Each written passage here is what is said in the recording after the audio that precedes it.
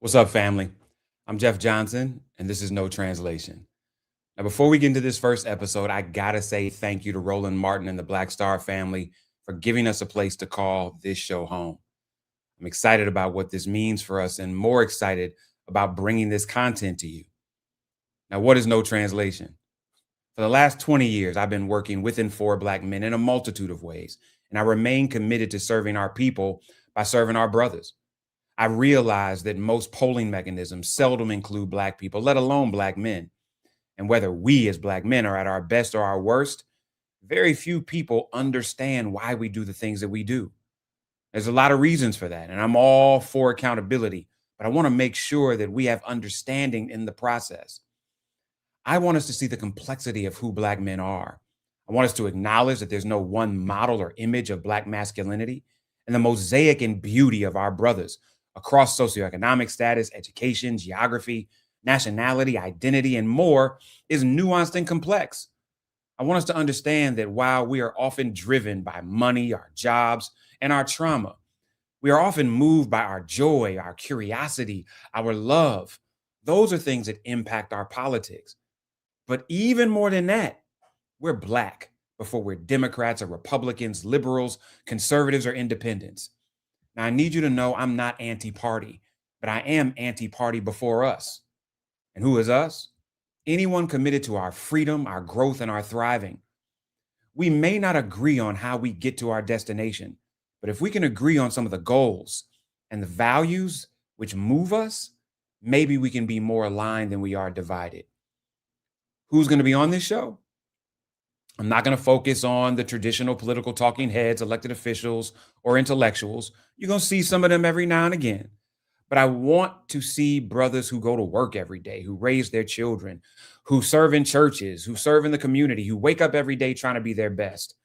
We want brothers on this show who are willing to talk about their lives, not just somebody else's talking points, their needs, not somebody else who's telling them who to blame, and their fears that come from their heart and from their bloodline, and how that connects to how they see politics.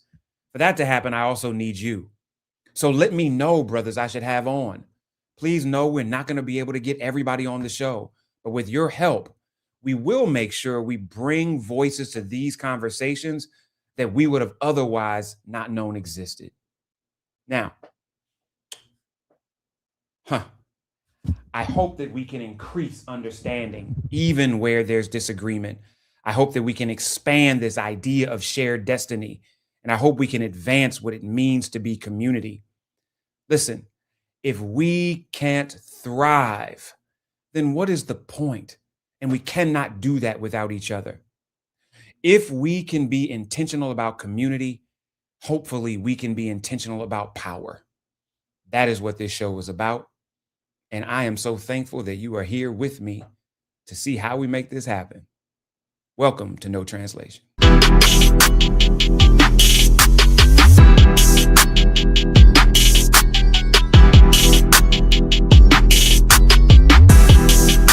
So y'all, every week on this show, we're going to do a segment called Beyond the Numbers. And here's why I'm calling it that.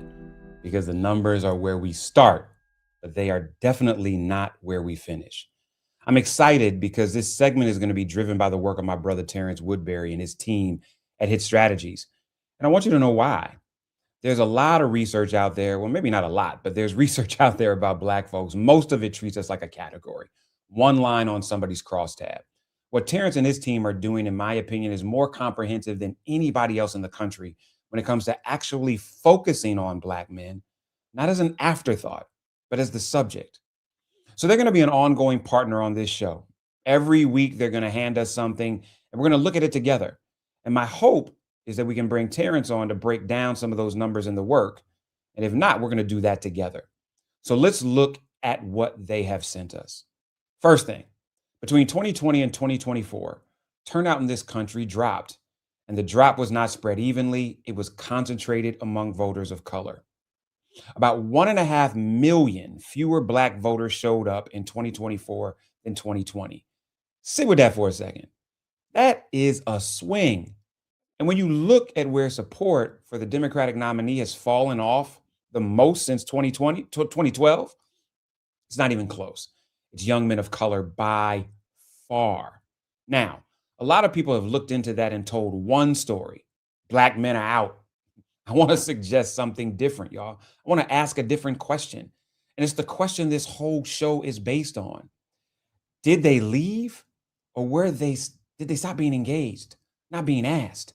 Because here's the thing, this survey, 77% of young Black men said that they're likely to vote in 2026 midterms. For 2028, 81%. That's not a group that's checked out. That is not apathy. But what is it? I think we should look at what's underneath. Among young Black men in this study, 55% call themselves Democrat, 9% call themselves Republicans, and there are leaners on both sides of that. Now, when asked what kind of economic vision these young men wanted, young Black men were the most likely group in the whole study to say that they'd back a candidate moving towards socialism, 57 to 41%, more than white men, more than Latino men. So here's what I want you to hold. This is one group of men with wide range of political thinking inside of it. Big Democrat majority, a real conservative minority, and an economic politics further left than almost anybody, all in the same room. That is not a block. That's a spectrum. And anybody trying to move Black men, especially young Black men, who's working off one script is going to miss most of us and miss us by a lot. As we think about men 18 to 44, that's where I think it's really important. I mean, if you're trying to mobilize us, Black men, what their top issues are, and here's what keeps coming back. Obviously, jobs, the economy, inflation, taxes. Those are the top three. It's money, it's providing. These are the things that we get our affirmation from. They're the things that make us men in our own minds, in our community. And when you ask young Black men how they define success for themselves across every ideology, left, right, everywhere in between, the same thing comes back to the top. Providing for family, being financially independent, having a job that means something, emotional stability. So as I think about this, and here's the finding I put on a billboard.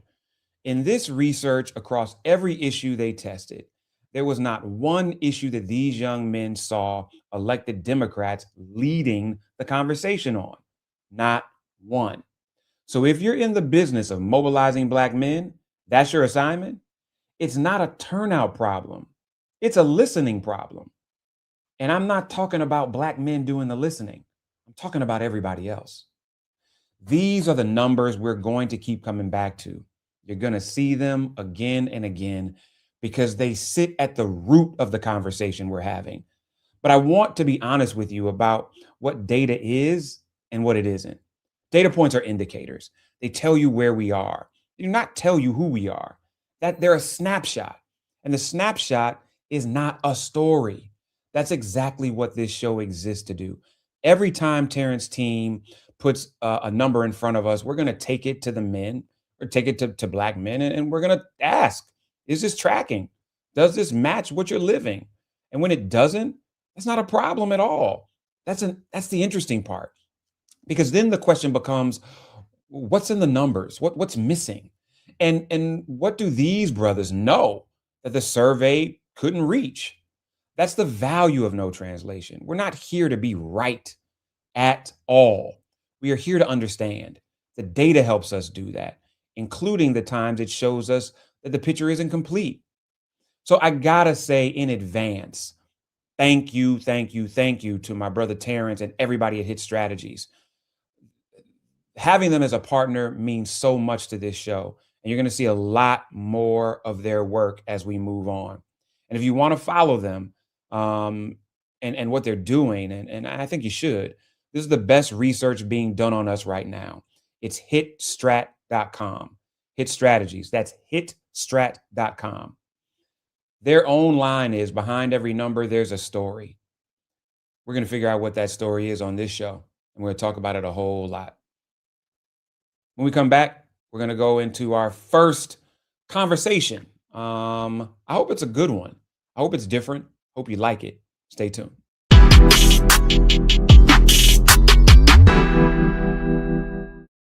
All right, folks, let me get personal for a second. My mom had questions about her Medicare, so she called Chapter, a Medicare advisory company, and she texted me right after saying it's a great benefit. It was easy. A real person walked her through the whole thing, and now she understands better what's going on. But it's not just her. A woman in Yonkers wrote in saying the process was so simple, the enrollment was easy, and she was so glad she called. Then there's Marilyn, 90 years old, in Florida, living on Social Security. Her premium climbed every single year north of $400 a month for coverage she could barely afford anymore. So what does she do? She called Chapter. They found her the same top-tier coverage for hundreds of dollars less.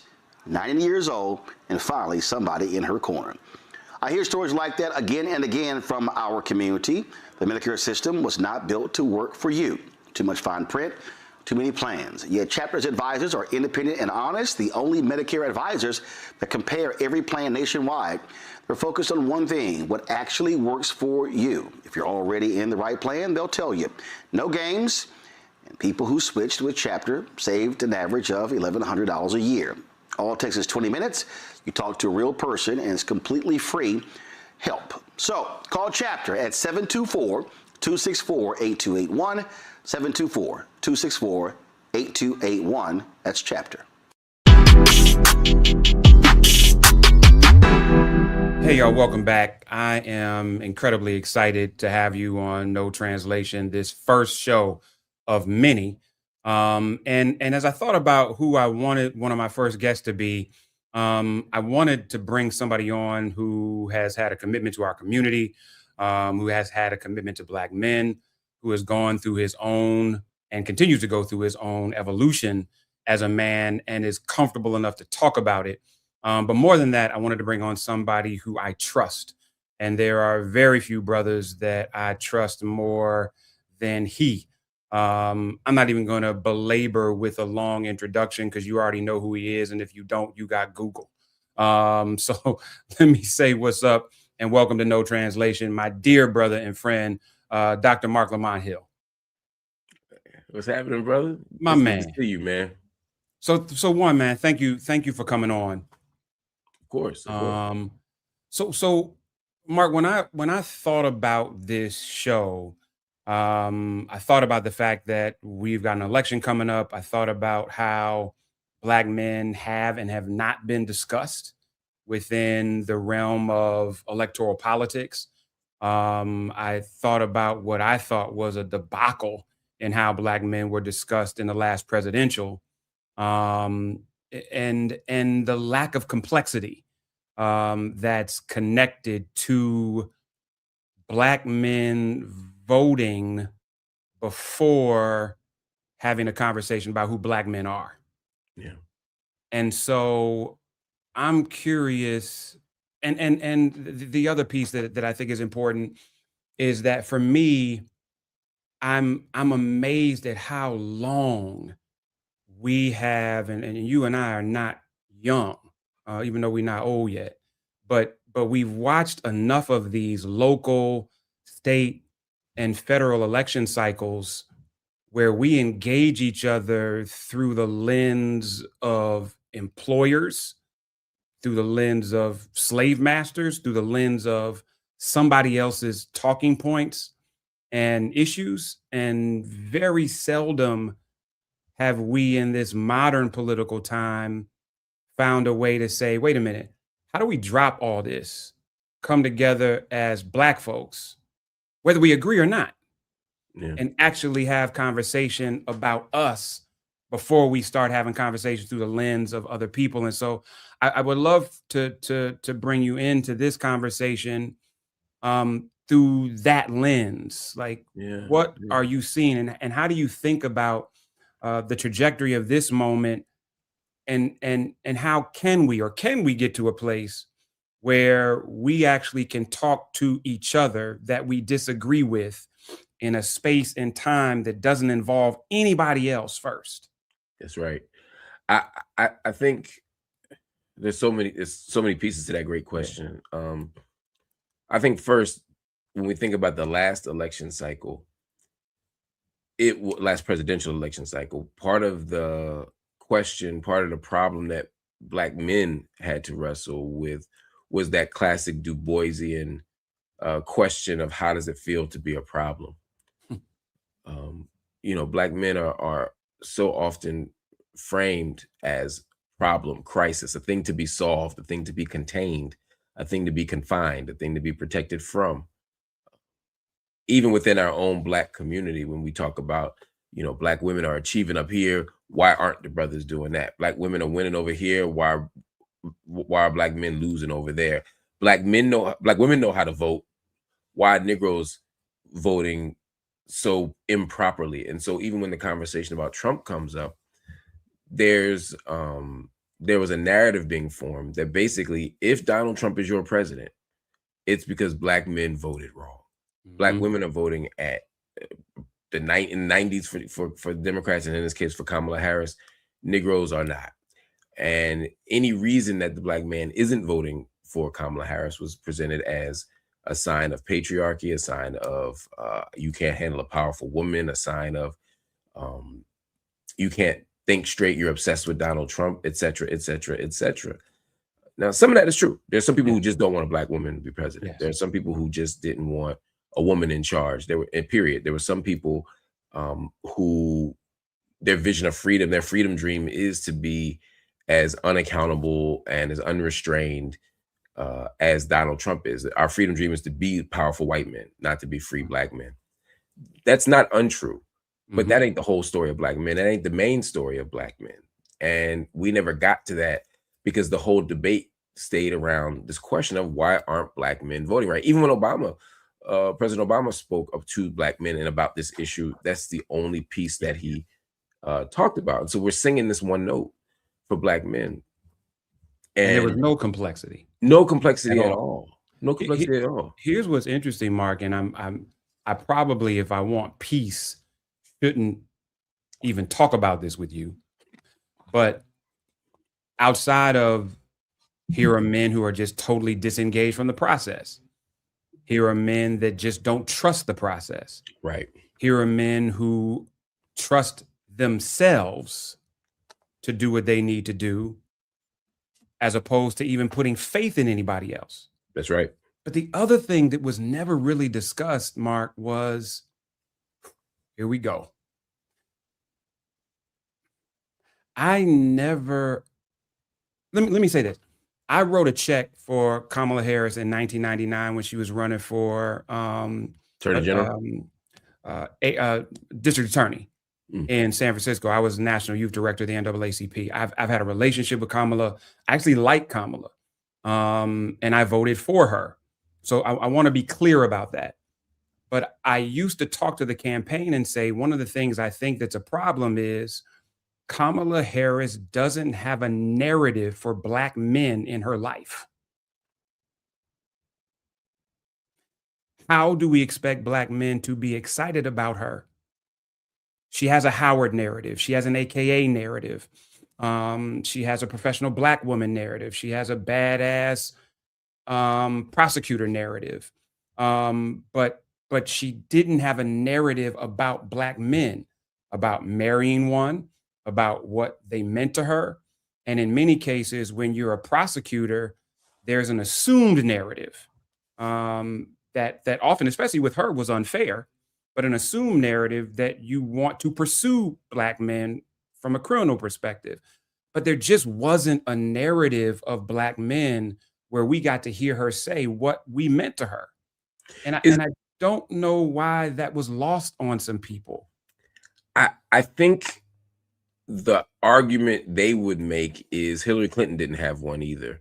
I'm not sure Barack Obama had a clear one either, other than him being one, et cetera, et cetera. I think you're right, by the way. I think, though, that they took the colorblind approach. I think that we don't have to do anything different approach. And maybe it is an unfair standard to which we're holding Kamala Harris. But I do think that there was something illegible about her candidacy and about her campaign with regard to Black men, from Black men, I'm saying. Now, for me, my issues with Kamala Harris didn't have anything to do with that. I had some disagreements around policy. But you know, and I felt like we had to make some pragmatic choices to keep, you know, the orange guy out the White House. So for me, the conversation was a different one, but I understood why Black men felt like that. I understood what they were saying. I could hear what they were saying, but because we hung up on that other note, Yeah. no one could even hear the point you're making, which is we don't know where we fit into your life, not your necessarily your personal life, or not exclusively your personal life, but also your broader vision of who we are and what the world could be. Because Black men are always disposable in public policy. We're always disposable in public campaigns. We're disposable in organizational structures. We're disposable at all these levels. So we have no reason to believe that even if we vote for you, our needs will be met. We have no reason to believe that our agenda will be advanced. It's not even clear what that agenda might be. Mhm. And she made efforts to do so, She particularly did. in the campaign. I don't want to pretend that she was silent on the issue, Yeah.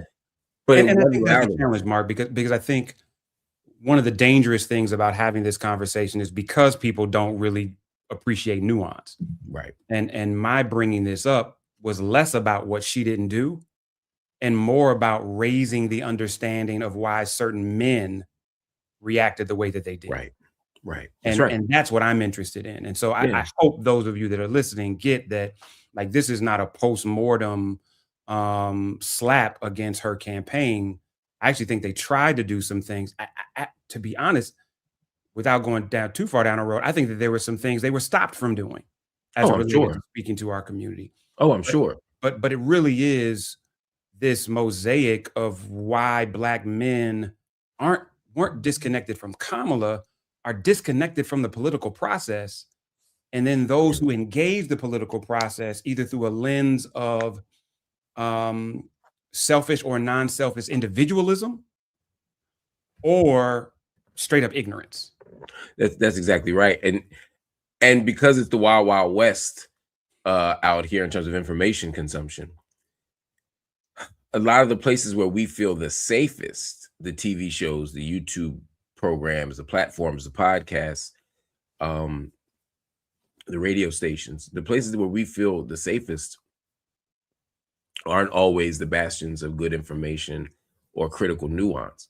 And so sometimes we're doubling down on our fears and our insecurities. We're expanding our inventory of ideas, but they're not necessarily always good ideas because there's so many places that are unsafe for Black men. So if you already feel disengaged from the political process and then you turn on your favorite podcast and they're telling you all the reasons why you shouldn't vote at all, or all the reasons why you should vote for Trump, and you're in an echo chamber now, or you're reasonably progressive or reasonably thoughtful about things. Take progressive, I don't mean the politically progressive. I just mean you're open to ideas. But you're the only one in the room like that, then you can get bogged down by the weight of the rest of the room. And so I think that the availability or the accessibility of the political process and of the educational process wasn't always clear to us. But again, that gets flattened out and it becomes these niggas don't care about information. These niggas don't care about these niggas don't want to do all these niggas want to do is da, da, da. And that becomes the conversation versus why have we made the decisions that we've made and how and what functionality does that serve. Let me say something about that because the functionality of some of this stuff is what people miss. I remember when we used to talk about the cool pose, we used to talk about ice grills, when we used to talk about looking tough in the 90s to 2000s, and we would talk about Black men and how they would take these hard exteriors and how that hypermasculinity was a stressor and how it scared people and how it stopped us from getting jobs and all this other stuff.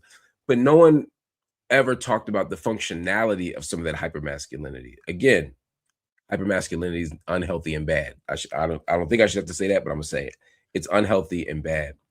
But there was also functionality to it. Looking like I could whoop somebody's behind on the subway or walking down the street might mean that I'm less likely to get tested and I have to whoop somebody's behind or get my behind whooped walking down the street. There was a functionality to some of these moves that we're making. Some of it was a protective gesture. Again, are there healthier ways to do that? Yeah, teach me some. But if you're so afraid of me because of that hypermasculine pose that you don't help me unpack and dismantle that hypermasculine pose, then you part of the problem. And similarly, when people say Black men are disengaged from the political process, but they don't understand why our distancing from that, why our why these other places appeal to us, why these figures appeal to us, these people appeal to us. If you don't understand that, you don't understand how that has a functional approach for us, at the same time that it might be unhealthy. If you don't get all of that, then you're missing the story of Black men, and you're just singing that single note. Yeah. And the next time around, when we get to the elections, we're going to have the same problem. We got to get to the why of it. Why do Black men feel disenfranchised? What do Black men want? And Well, I don't want to speak of Black men I as a wanna- single I wanna- note either. because I don't want to get far off from one thing that I heard you saying, which is it's interesting. Even when I think about Dunbar and we wear the mask, often even our intellectuals are processing that through what we do in white spaces, not what we do when we leave the house. Right. And so I'm curious, because the intentionality of it, which is something you mentioned, and that is normally reflective of your own personal journey, your own maturity, and your own growth. Because like I was telling somebody the other day, my dad went to the military, came home, used his military experience to go into an agency, and then came out and tried to navigate corporate. And he was part of that 1980s middle management group of Black men that the brothers who are now corporate CEOs came out of. And we used to clown each other as boys and be like, you can tell whose dad's been in corporate the longest by who's got the least facial hair and the least bass left in their voice. Right. And the bass is good. Listen, because So cats true. went from my name is Leroy and I'm an intern in finance to my name is Leroy and I'm the CFO. But I remember my dad saying to me once, he said to me once, Jeff, I don't code switch to hide. I code switch to leverage the rooms I'm in for other people. And so I think that there's a thing that we are dealing with in this dichotomy of Black masculinity and the full spectrum of it, where some of us are code switching to hide and survive. And some of us are code switching to leverage the spaces we are for growth and thriving. Yeah. And I don't know if we acknowledge the spectrum of that. No, not even amongst each other. Sometimes we're judging one person for making the opposite choice, or we only see shortcomings in the alternate approach. There's lots of reasons why Black people, and specifically in this case, Black men, make the choices that we make. And I think that we don't give ourselves enough grace. We don't give ourselves enough room for mercy when we talk about this stuff, much less the broader world. And so I think part of what we have to do in that context is to have those conversations. You started by talking about us coming together. Now, there's a lot of us's in there. There's Black people, there's working class people, there's poor people, there's leftists, there's all kinds of us's we could get at. But one of them us's has to be Black men, and across class, across race, across whatever. And I agree that we don't have to look at the world the same way for us to come together. I think that's a prerequisite. If we wait for that, that ain't never going to happen. Yeah. I do think we do need to organize around some issues that we can all agree on. And maybe it's just our safety and our security and our dignity and our progress, whatever that looks like. If we start talking about should trans women play in the WNBA, or what do we do about Syria, or what do we think about offshore drilling, or whatever, who knows where we'll land, right? But like, we all can die out here. Yes. From preventable diseases, from law enforcement, from stress, from and not just the outside stress. I'm talking about the stress of like, I'm trying to juggle 15 things. I'm trying to pay the bills. I'm trying to keep the lights on. And I want my family to think that everything's okay so they don't worry. So I'm internalizing all of this. And I don't have a therapist. Yeah. Right. And I don't know how to be a partner. Yes. So I'm trying to shield the person I'm with as opposed to invite them into this with me. Right. Right. If you say walk in the barbershop and say that, I don't care if we was disagreeing on every other point, every dude in that barbershop would be like, yeah. Yeah. But let me ask you this, because I do think there's a basement for me. Hmm. And I think the basement for me is I can have a conversation with Black conservatives. And I don't mean MAGA and I don't mean right-wing ideologues.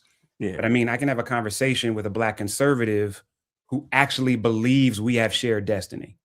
Yes. If For you sure. don't believe we have shared destiny, not only do I not want you on this show, I can't have a conversation with you because you fundamentally believe that you can thrive while I'm dying. Right. And I just think I don't remember the last time I heard anybody publicly talking about shared destiny before they started talking about policy. They don't. Because this moment, and I hate to use these academic words, but this moment of neoliberalism where the market decides everything, and not just in terms of privatizing everything and all this austerity and efficiency and all that stuff. That's all the money side of it. But this moment also has brought cultural shifts. When you think about everything as privatized, you think of everything as about money and can it make the maximum dollar? When that becomes your guiding logic, then the public good is always getting trumped, no pun intended, by private interest. Yeah. And if private interest is always trumping the public good, then the individual becomes more important than the collective. Yeah. And so now the idea of I am because we are, right? The Ubuntu principle, that becomes discarded because we're encouraged to only think about me. When I win, it's because I did it and nobody else did it. And when I lose, you know what I mean? It's because I failed, not because I didn't get a fair shake, not because there's a structural problem, not because, there's no social safety net or welfare state, not because of any of these things. It's because I failed. And that's the logic that we start to develop. And so it's all about me all the And I don't time. know And if so shared destiny I don't don't know if matter. I think that's new for men, for Black men. I think that's right. I'll speak for men. I'll say men, but because we're talking about Black men. I think that post Reconstruction and this notion of when we think about moving into industrialization and what that meant by way of vocation, Hmm. and that Black men were taught that their value was rooted in what they brought home. Hmm. And as a result, there wasn't, even if you were a part of a union, you were still dealing with seniority within that union. And the reality was, what makes me a responsible man, let alone a responsible father, a responsible husband, is what I bring home. That's right. And that's always an individual process. That's right. I think the Women only on the difference. flip side, our sisters on the flip side, have been conditioned communally. They have Mhm. been encouraged and affirmed communally. And when we do that as men, it's as if we're operating in philanthropy as Yeah, opposed to in values. And I don't know how you feel about that, but I think that I think you're right. this neoliberalism or neo-capitalism is not, it fuels this psychosis as opposed to started it. Yeah, I think that's right. I think if anything, it normalizes it in the broader society. So I think you're right. I think we've always been forced to wrestle with that stuff. But I still had my value, like you said, my value before was decided by what I brought home. But at least I had a social safety net that made it easier to bring something home. At least we had a union that ensured that I could send my kids to college, and I could deliver that to them. Yeah. Now Yeah. the individualism is still there, but all the social conditions that at least gave me a fighting chance with the psychosis Yeah. are being stripped away. And now it's not just my own mind saying, damn, I failed as a man. It's all of society saying, if you're not rich, if your kids ain't college, if you ain't got 2.5 kids in the driveway in a car, it's because you failed. It's not the state's fault, it's yours. So I think you're right. It's everything's getting worsened by this moment, and it's happening faster than But ever before. But it ain't new. let's lean into the positive there too, because I don't know about you, but I think that there's a generational shift happening that I see with Black men, where they are saying, I don't want to accept that reality. And so I think that you are seeing fathers that are choosing um, a good job versus a great one, that are saying, wait a minute, I do have in mind what's enough, because now I'm choosing between more and going to the flag football game, or more and doing homework. And so I do think there's a generation of Black men that are at least challenging some of these traditional norms. Um, and I think we have to talk about that, because again, I don't think we can start talking about what our policy issues are and what our candidate choices are before we just have a full understanding of what brothers actually want. And even I think what brothers are wrestling with. And again, I'm using Black men and brothers in a broad stroke, because if we start dealing with the spectrum of masculinity, we're gonna see all kinds of shit, Right. as it relates to what brothers need and want. But I am seeing a generational challenge to those old notions that I'm encouraged by, but I don't know if we've yet lifted them as more than cultural expressions versus cultural values. Where do we do that at? I mean, one of the things I was thinking is, as you were talking, was people don't go to church anymore. Kids Don't do don't play that yet, outside. Mark. We have Say that again? fewer people. Yes. Let me take that back. This generation is the least churched generation that we've ever seen Yes. in Black America. That's what I'm trying to say. And it's the least synagogued and the least mosqued too. Like Yes. this generation of kids just don't go to even if they have the same faith, they don't attend service. I'm thinking specifically about community. And if they do, a lot of them go to mega churches or they go online. So what ends up happening is, I'm talking about spaces for community. Yeah. Our children don't play on the street anymore, so the parents aren't necessarily outside on the corner talking to each other while our kids play, because they're streaming, or you know what I mean, or they're doing something else. I'm thinking about the shrinking spaces for us to be together in real life. Yeah. Even I get barbershop appointments now. I don't even be in the shop sitting around talking shit no more, the same way I would have 20 years ago. Yeah. I wonder how we can get a grip on each other's needs and desires and aspirations and fears and insecurities. The biggest place I get it now is working on a podcast, where I'm blessed to work with 7 or 8 dudes. So I get to hear the stuff, not just what we talk about on air, but what we talk about when we stop down. Yeah. And I'm able to hear that. That's the most time I spend in a week. I mean, by far, in a week, a month, a year, whatever, around Black men. Whereas before, there were all these other places that I would do it. And we didn't have to be, and pre-COVID, we didn't have to be as intentional. Right. So I don't know, Mark, if as men in particular who are less intentional about community than anybody else, if we've acknowledged the fact that COVID damaged a lot of community. And so whether it was the fraternal chapter meeting or the Elks Lodge, or whether it was your local watering hole, you talked about churches. I don't know the numbers, but I'm willing to bet that a third of cornerfront churches were killed by COVID. And so I don't know if we've been honest about that, but it's interesting you say that, because when I started to do this show, I'm working on another project, because I was telling somebody, I don't think Black men need more content. I think they need more space.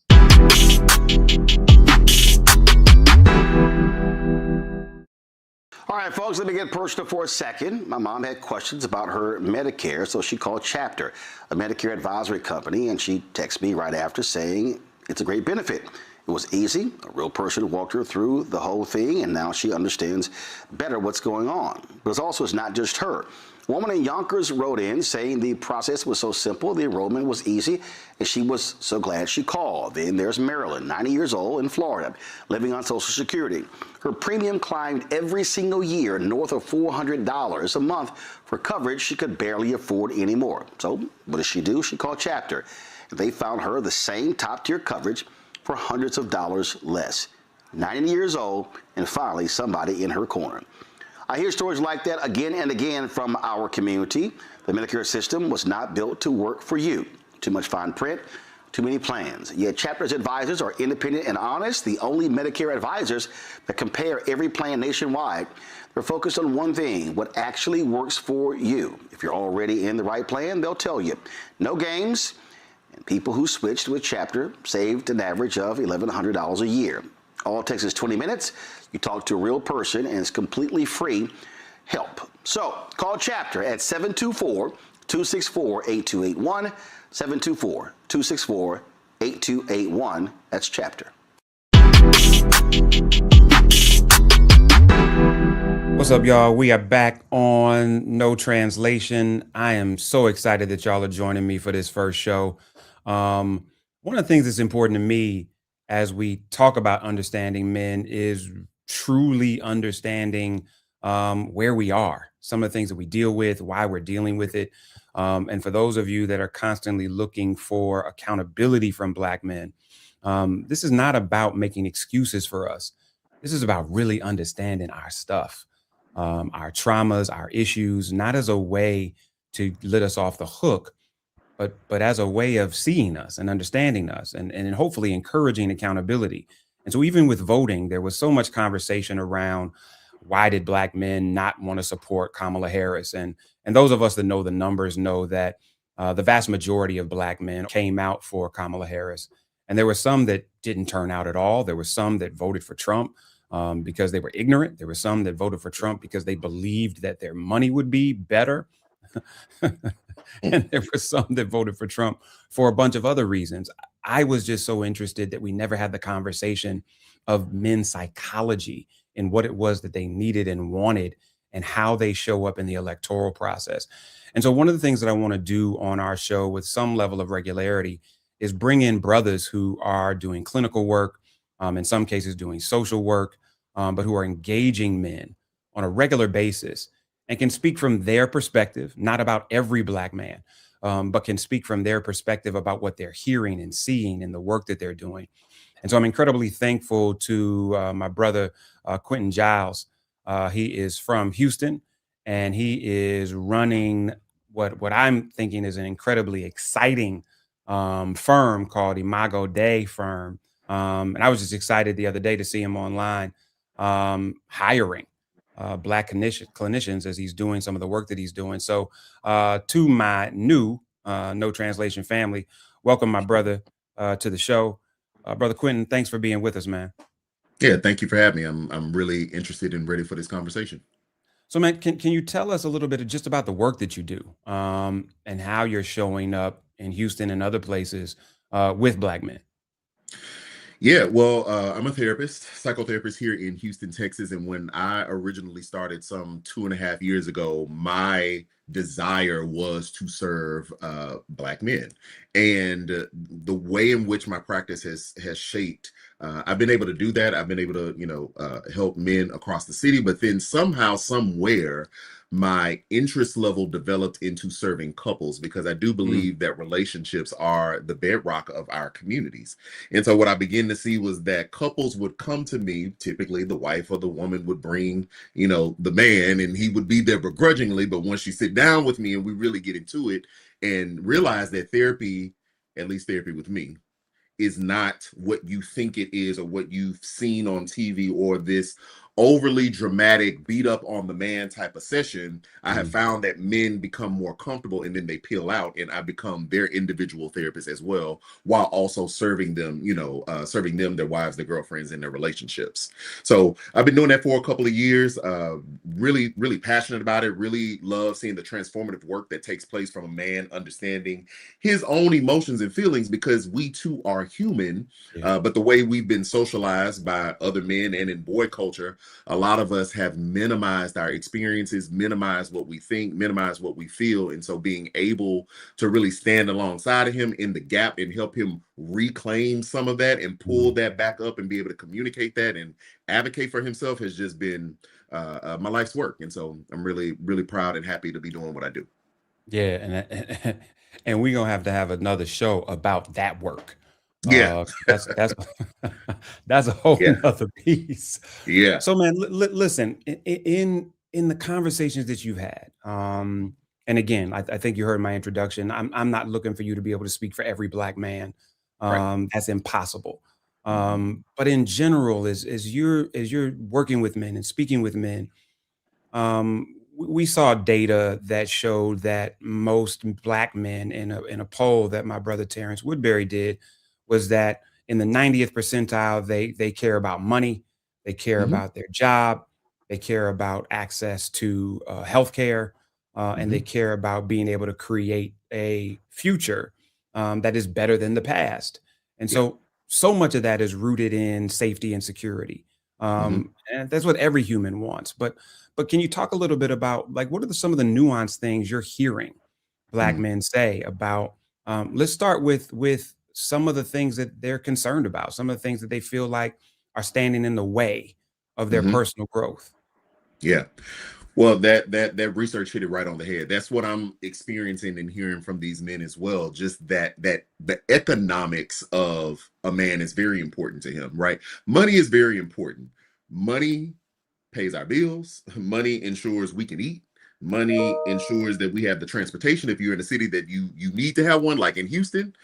Money also ensures that there's a certain safety net that you can be able to access in the event that something happens, so you can not only care for yourself and for your family. And so the economic situation just of the state of the country and then of the black man is very dire to him. And what I'm often hearing when sometimes some of these emotional, let's just say, arguments come up, or there is some disagreement with him and his woman, or he is having issues in society or issues, with the family.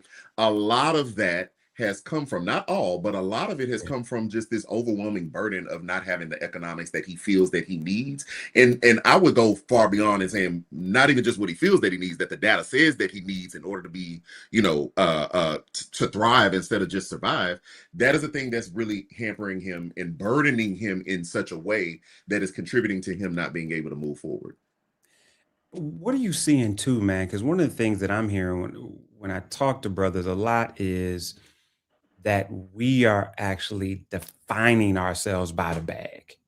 And Hmm. so as you're talking to men and working, is there Hmm. this dichotomy? Is there this conversation that we need to have that Hmm. money is real? You got to have it to Hmm. take care of your family. You got to Yeah. have it to be able to move to the next level.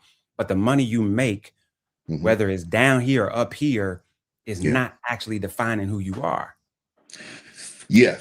Short answer, yes, that is a conversation we need to have. But I think we also need to understand why that would even be an ideology for a lot of men. Yeah. We live in a hyper capitalistic society. And, as much as I or maybe someone else may want to change that, the truth is that's where we are. And so money in this land rules the world. And so it is reinforced in our narrative, it's reinforced in our music. Not even just when I say our music, I don't even just mean black music, because Oh so yeah. often we look at, rappers and say, well, look what they're glorifying. I can listen to a country music song and they glorifying it just the same. It just sounds different. So Hmm. it's constantly being reinforced. So it makes sense why a man would believe that he is his money and his money is him. But It's I being do think there reinforced is a on lot of Tinder. work. Say again? I said it's being reinforced on Tinder. That too. Come on now. Come on now. Swipe left or right. And so I do think there's a conversation that needs to continue to be had, with men one on one and collectively, to show that to really understand the importance of money, to respect the value of money, because there is some respect we got to put on money's name, because again, it supplies access to our needs, but also to divorce himself from the ideology that he is his money and his money is him. Because the truth is, he's more than his money. The truth is, he's a person who people care about, who people love. The truth is, if he gets access to his own emotions and thoughts and feelings and stops minimizing himself, he can then live out the full human experience Mm. instead of this faux human experience that he has been socialized to live in. We're in a really interesting space in this time in history, and I think that we have seen not so much the rise, but I think we've seen so many things get out of the way of our sisters in a way that they've been able to thrive. And so, whether it's Mhm. Black women CEOs, whether it's the number of Black women that are at colleges and universities. Yeah. We are seeing, even in the midst of the crazy world that we're in, Yeah. Black women doing their thing. They are. And That they are. for some reason, there's either a narrative or there's this feeling that Black men and women are actually competing. And I hear sometimes from a lot of brothers that they don't know where Black men fit, because as there is this Black girl magic happening, or this ascension of Black women into their own just full, wonderful, amazing growth, that doesn't exist the same way for Black men. Are you hearing that? Do you see that? Does that track? And how does that then impact how brothers think about not just an election, but more importantly, how they fit into the advancement of our people? Yeah. Do I see that? 100%. Where I think is based out of or built from is really deep insecurity. The one thing that I see that Black women in particular go to, access, will curate is community for themselves. And so it's not really a hard wonder as to why, if a unit continues to ensure that the unit is going to thrive, that they would then move up the ladder. What I see with Black men is we got the boys, we got friends, but we are not communal in the same way. And part of that is okay because we're not a woman. So let me normalize that. Part of that is okay, but we are not utilizing the same type of system and access to lift each other up as we go. We could be very well on par with them if we, felt comfortable enough to do something similar. And so why I said insecurity earlier, when we talk about, really the comparison and where do I fit into this whole thing, that's birthed out of an insecurity. That's birthed But out talk of more about looking, that, right? Because we know we all got boys. And but what are some of the underlying reasons why men don't build community the same way? Yeah, I think that's because I choose to believe that we do everything because we are a collection of our experiences, right? I don't put my hand on a hot stove because I've been burned before, so I'm not going to do that again, right? Experience dictates how I show up. When I say boy culture, I'm talking about really young pivotal moments where a boy is coming into his own, hormones may kick on, he's growing, but we have been socialized by older men to not show a certain level of vulnerability, right? Because vulnerability means weakness. And to be sure, that too, everything makes sense in context. That makes sense if you look at an older generation and what our forefathers had to endure in order that they would survive. And so it makes sense why they would then pass that down to us out of a position of care, which we can now affirmatively say has been harmful. Let's just normalize that. So it makes sense why men are not as communal, because to tell you that I need Jeff, that I need you to pick up the phone and say, hey, my finances are not good. Do you have something? Do you know someone that can help me? That's a vulnerable position to be in. And I have been socialized all my life to not be vulnerable, because if I'm vulnerable, I don't survive. That's right. That's right. Yeah. That's right. And I think we're beginning to see differences, especially generationally, in that. Yeah. But that is right on. I think it's one of the reasons why, I mean, you and I were talking before we came on the show, that as Black women get older, they become more communal and more social. And a lot of Black men, as they get older, become more isolated. Almost all of us know an uncle or a father or a pop who sits in front of the TV by himself, who doesn't go and connect with people. And so often it's rooted in, how do I feel about myself at this stage in my life? And the fact that I've spent a whole life trying to build and grind, but not create relationship. Not connect. 100%. 100%. You right on the money with that. I do think you mentioned generationally, it is changing, but there's still such a barrier to entry, because in order for me to be vulnerable as well, to be in that communal space, I got to know what I'm feeling.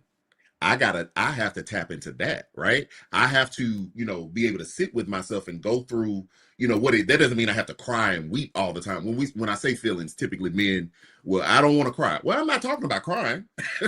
I'm not saying you have to cry, but you may get agitated. You may get frustrated. You may be jubilated, right? You may have some apathy around something. There are a lot of emotions we can experience. And so I think it starts with us continuing what we are doing now, which is trying to get more in touch with ourselves, trying to get in touch with what we want, what we need, what we desire, what we disdain, and then being able to communicate that. And the more we're able to do that, especially amongst men, I truly believe the more we will be able to be more communal, which does require the vulnerability I was talking about earlier. So before I let you get out of here, I think there's also this issue around power. Yeah. And I think that there are a lot of people, but a lot of men, and Black men in particular, that have processed and see power through a certain lens. And as a result, it translates into who they think can lead, what they think they can get out of it. But also, I know a lot of brothers who don't vote because they feel like they're giving power away. Yeah. And so can you talk about I think any of the work that you've done and how you've heard Black men talk about how do they process their own power Yeah. and giving power away? Yeah. Yeah. One thing that I've heard quite often is that they've seen, or they perceive at least, the game to be rigged and has been rigged for so long that if I vote, if I show up, and this is not all, but if I show up and I participate in that, then I'm participating in my own demise, or I'm participating in foolishness because we already know it's rigged. Thought process, right? Whether you agree or disagree, that is how some of us perceive it. And so I really think it comes from, in one sector, not wanting somebody to play in your face. And even if you do play in my face, I'm not going to play along like I don't know you playing in my face by voting in a quote unquote rigged system, right? On the other end, I love how you frame, who some of us perceive can be in power and can be in leadership. And if we just, if we want to touch, our last presidential, I did hear had a lot of conversation with a lot of men about if a woman could or could not lead and what that would mean if he would cast his vote, for a woman. What is he saying really about himself, not about her, right? And so it goes back to an internal potentially issue or crisis in that I view strength and I view power and I view access in a certain way. And so I have to align. It needs to look like that for me to feel like I'm going to get something out of it.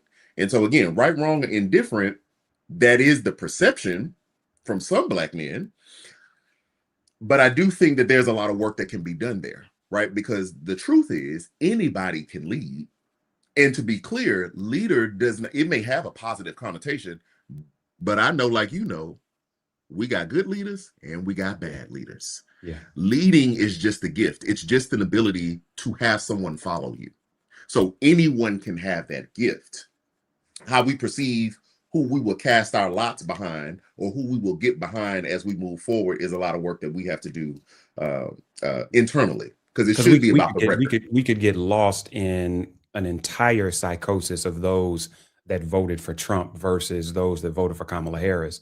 But I think the bigger issue is, how do we process power?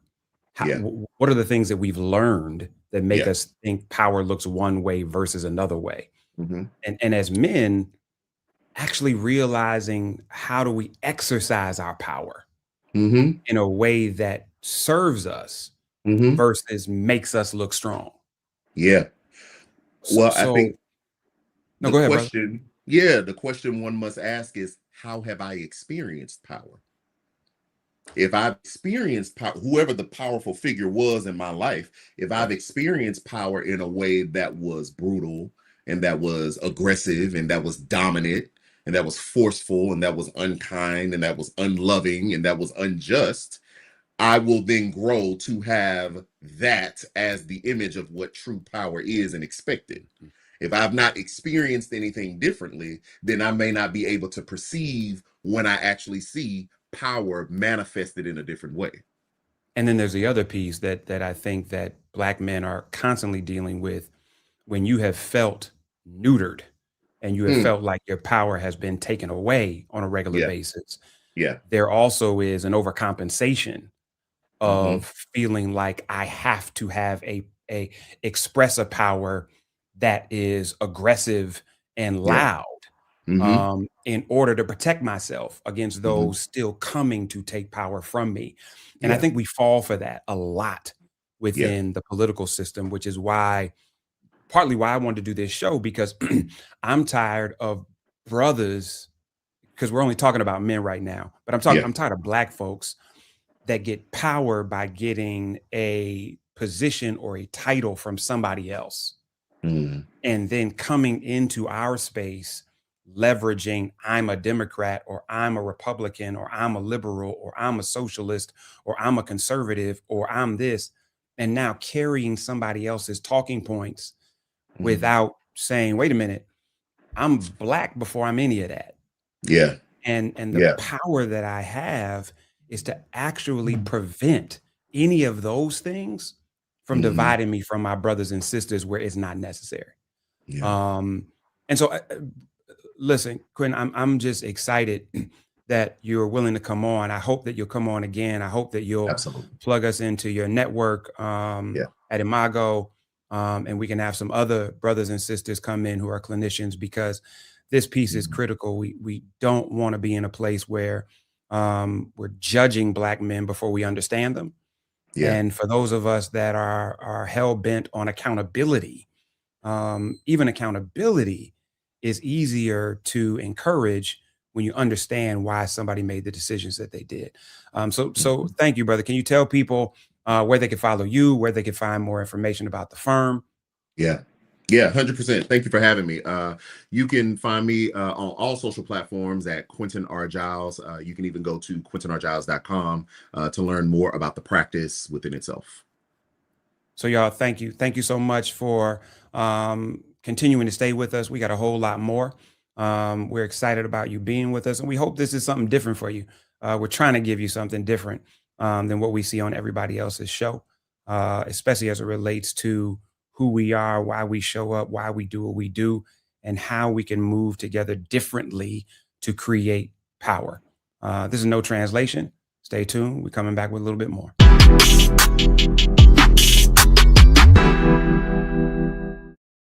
With medicine and science under attack, I want to keep you and your family informed and healthy. I'm Dr. Ebony Hilton, and I knew at the age of 8 that I wanted to be a doctor. So I studied hard and became the first African-American female anesthesiologist hired at the Medical University of South Carolina since its opening in 1824. And I always say I was made into a doctor, but I was born to be a mom. And as a new mom, wife, sister, daughter, and friend, I understand how frightening a medical crisis can be. I care for individuals on some of the worst days of their lives, and it's my mission to provide you with a safe space to gain clarity on issues affecting your mind, body, and soul. I recognize that there are health disparities, particularly as it pertains to race, and I want to help bridge the gap between you and your healthcare providers. Join me every Thursday for Second Opinion on the Black Star Network, where each week I'll invite experts from various medical fields to share the latest health news.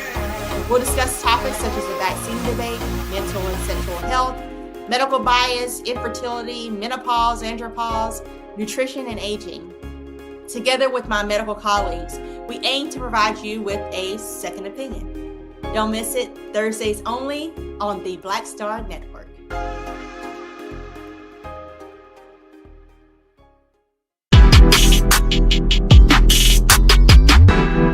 And I think so much of Black men's gathering, because we're navigating so much stress, is just, how do I escape the shit that's killing me?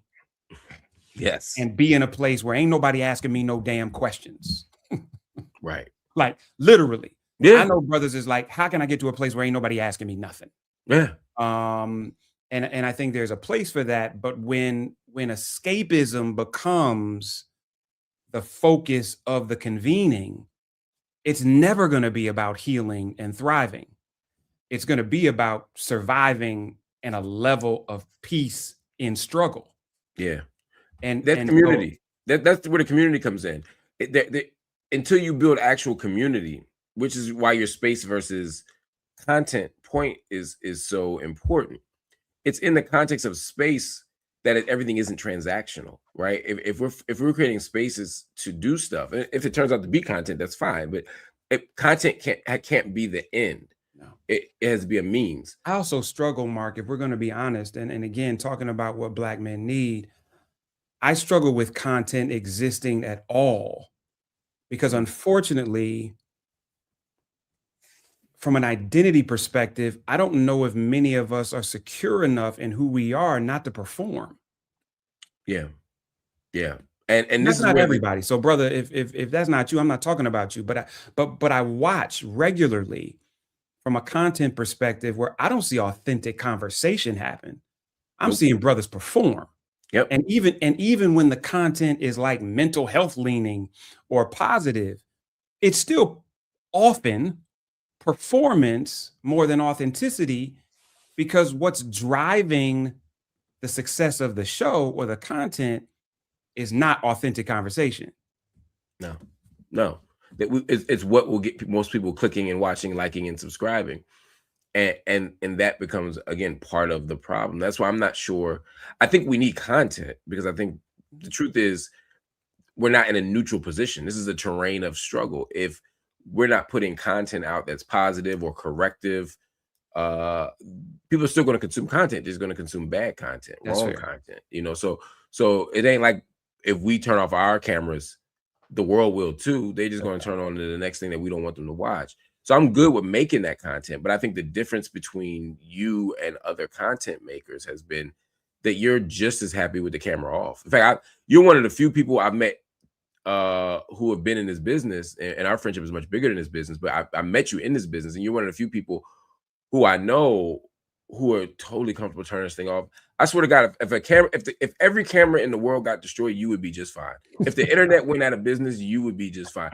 You don't need this. You don't desire this. Honestly, in ways sometimes I do.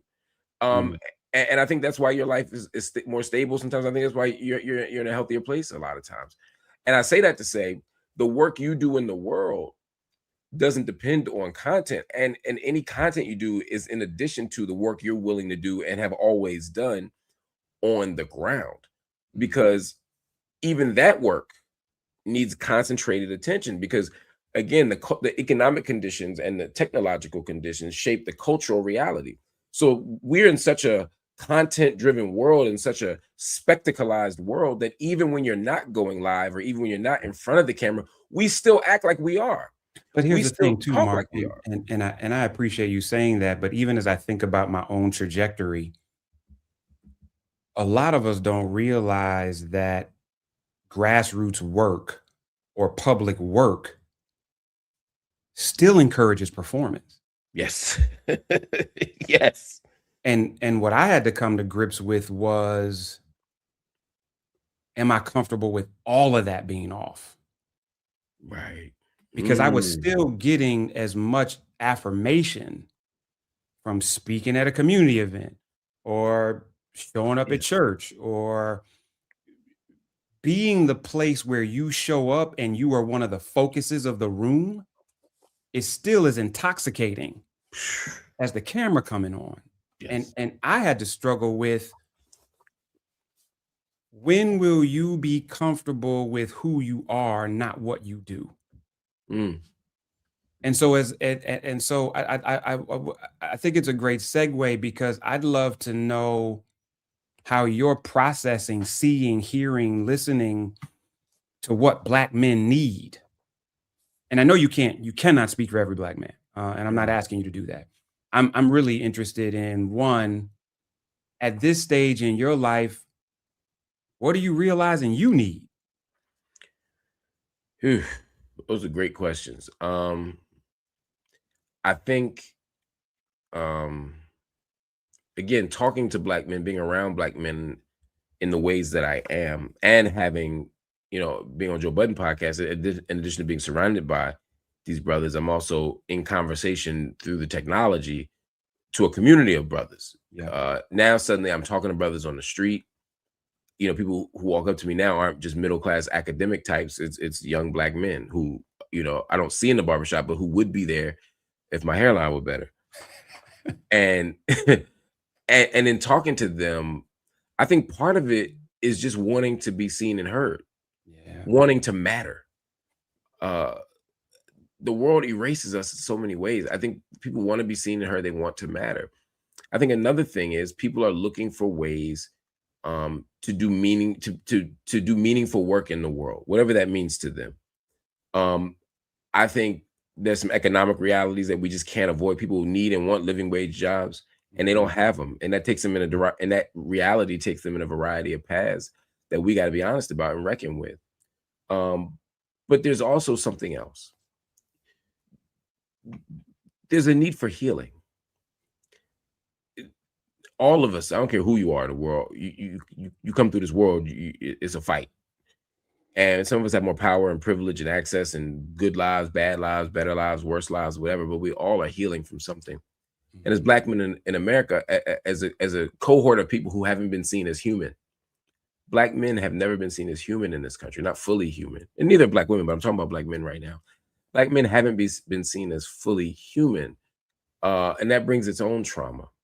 And I watch Black men who may not have the academic vocabulary or the sociological, historical analysis, but at a fundamental level, when they're talking, they're saying the world doesn't see me. The world can't see me. And that has harmed me immeasurably at every stage of my life. But the problem is, even when we have a language to talk about that, even in the best of our novels, even in the most sophisticated of rap songs, we often don't have a language of healing. What do we do with that? All right, we've bled. We've bled out on the page. We've bled out on the mic. We've bled out in the barbershop. We've bled out in therapy sometimes, right? We've bled out at the altar. Now what? Yeah. That's the part where I don't think we've gotten to. Yeah. And I think, man, because it's gone even a step deeper, Mark, because I think that we are operating in such a place of powerful fear that I know sisters who are looking for the men in their life. But because of that powerful fear, you're normally around a man who, even if he knows you love him, doesn't know how to show you himself. Because Black people, you mentioned this a second ago, and I didn't want to gloss over it, but Black people in particular, and I think this is why it's so painful, we are masterful at talking grace. We are horrible at giving grace. Yes. And I think what happens often is brothers have already told themselves they can't fail. And now they find themselves surrounded by people who they actually love, or people they're using, I mean, whatever the spectrum is. And they don't feel comfortable. A lot of brothers don't feel comfortable being imperfect to themselves. So I'm not showing you my weakness on purpose. Right. Because I don't trust that when you do see me, that you're going to continue to admire me. It's going to continue. Man, listen, one of the greatest things I have recognized in talking to men that are disconnected from their children, the vast majority of brothers who I talk to, and I don't think there's an excuse to be disconnected from your child. And I'm talking about men who are not engaging with their child. However, the psychosis that's connected to it is more than anything connected to shame. I've been away too long. How do I come back and say something? I've made too many mistakes. How can I stand in front of you and still be a man? I'm not justifying any of the reason why you stay away from your child. What I know is from the brothers that I talk to, that more brothers I know are estranged from their children because of shame and how they feel about their mistakes and imperfection than about a lack of care. That's right. That's right. And you talked about how do we stop that? I remember how a brother felt when I told him that. But I don't hear a lot of brothers talking to other brothers about our shame, about our mistakes, about, I never forget, and I've talked about this publicly, so it's not talking out of school. I remember when Jamal Bryant was going through something, and he literally was like, Jeff, I'm leaving the church. Like, I'm out. I'm heading for the hills. And I remember I said to him, bro, there is no mistake you make that's bigger than the call on your life. And I just don't think we know that as men, Mark. Nobody ever told me that. Right. But again, how do you get the space to be able to hear that story, and then two, to be able to share that story? That's the community part again. Because I can't have that conversation on sitting on a couch one day on with a camera in front of me. But if we build men's groups, if churches expand those conversations, if mosques expand those conversations, if schools create those pockets for Black boys, so that we're not 18, 19, or 25 or 45 when we decide that we can be in community with Black boys, and that's okay. We got to create those spaces early. We have to add mental health to the top of the list of our agenda items so that we can have space, not just talking to other brothers, although Black male therapists are important, just like Black male teachers are important, but also so that we should be able to talk about that in therapy. We should be able to talk about that amongst each other. We should be able to talk about that across the board. Because the relationship you have with Jamal and the conversation you had with Jamal is a rare one. It's rare even for people who think we got this thing a little figured out in terms of what we need. And even those of us who consider ourselves progressive in terms of not being totally constrained by masculinity in that way, we still struggle to find those relationships. I can't, there ain't 3 people in the world I can talk to about what you just said. Yeah. You one of them. And that's part of the work that I want to do and leaning into. Because before we start talking about the labels we accept, and I was going to go down that road, but I really, you and I can't have no conversation this short. But I would love for us to continue this conversation at another whenever point, you need. but the thing is, man, it's we find Mark, we find more power in other people's stuff. And so I often see Black folks feel more powerful speaking as a Democrat, or speaking as a Republican, or speaking as a liberal, or speaking as a conservative than they do speaking as their Black self. That's a fact. And so as opposed to having that bringing that conversation back in, because I don't want to go there right now, it reminds me of often as Black men, we feel more powerful. Man, how does this land on you? Almost every unhealed or Black man that's not on a healing journey that I know creates a superhero to protect themselves. And normally that superhero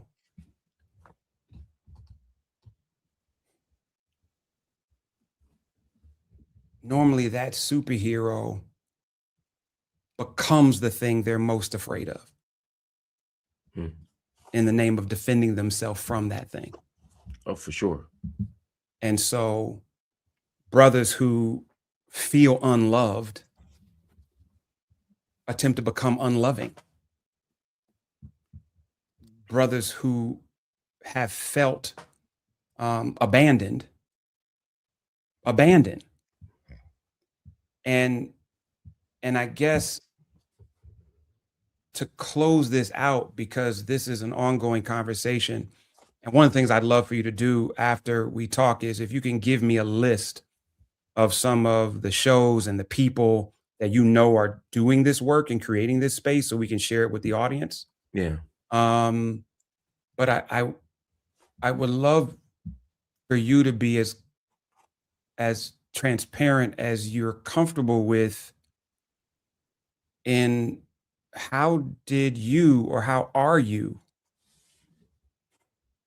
killing the superhero you created to protect you from fear, to become the man of love that you were always called to be? It's a powerful question.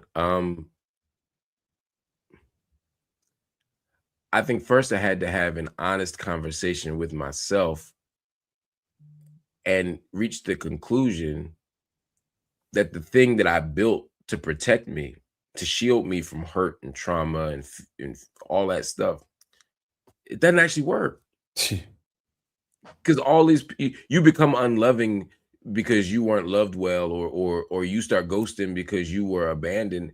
And when you get to the core of who you were or who you are, you find yourself hurting and alone, and nothing has, not only have things not healed from it, but you're experiencing and wrestling with new stuff, new traumas, new problems, new challenges in the relationships that you have.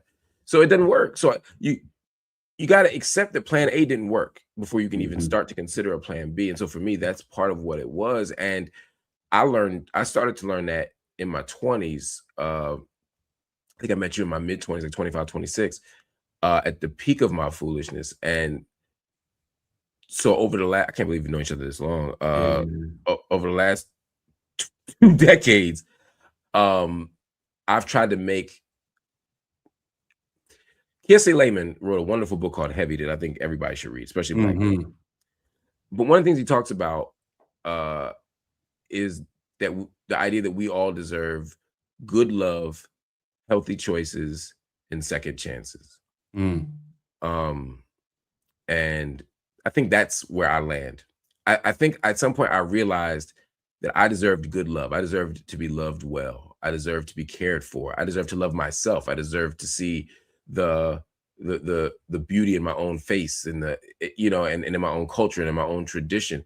And in healthy relationships, I could see myself before being loved well and run from it because I didn't think I deserved it. But once you realize you do, that was a pivotal moment for me. And healthy choices, I kept choosing the unhealthy choice because, again, I thought I didn't deserve the healthy choice.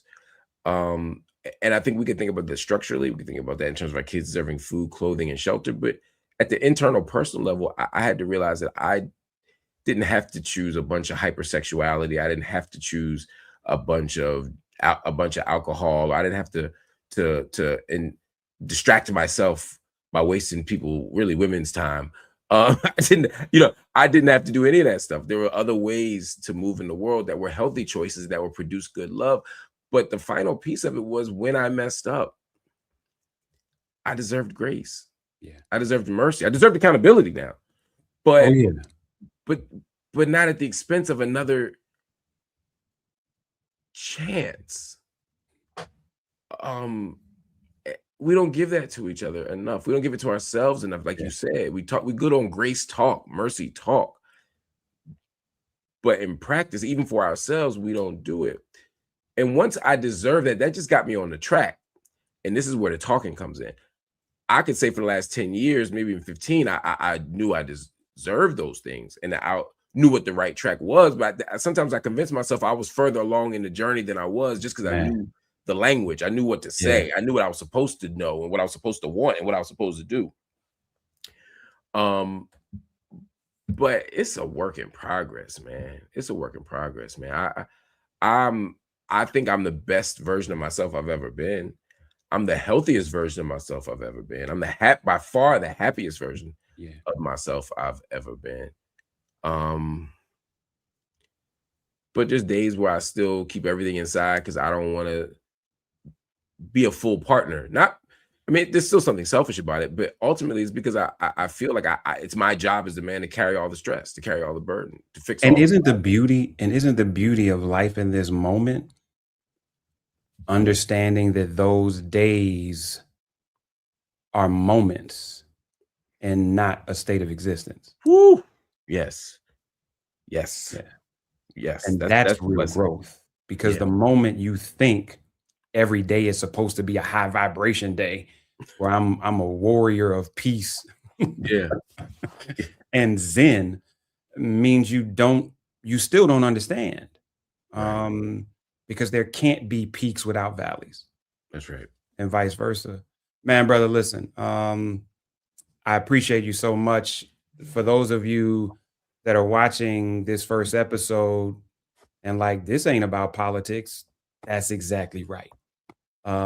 Because for us, if we can't get to that part, if we can't get to the part of what we're discussing now, then the politics just becomes us being used by somebody else because we don't know how to leverage us. I realized that the things that I used to do that made me feel most strong were the things that make me the weakest.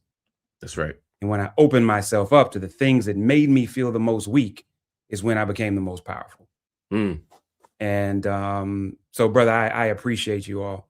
I appreciate you just for always being my brother. Same.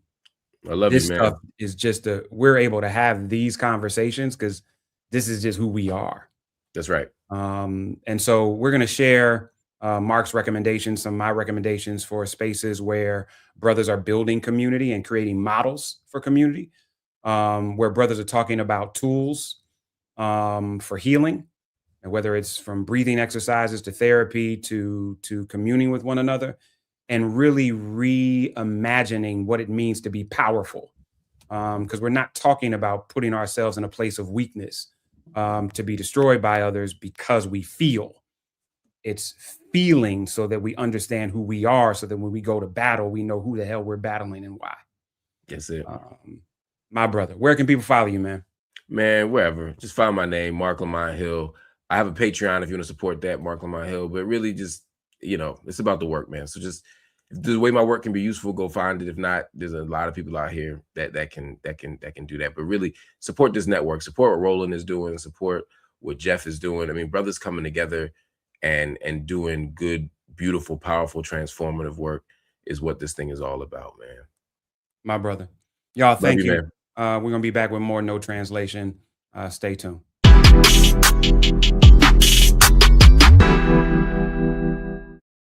All right, folks, let me get personal for a second. My mom had questions about her Medicare, so she called Chapter, a Medicare advisory company, and she texted me right after saying it's a great benefit. It was easy. A real person walked her through the whole thing, and now she understands better what's going on. But it's not just her.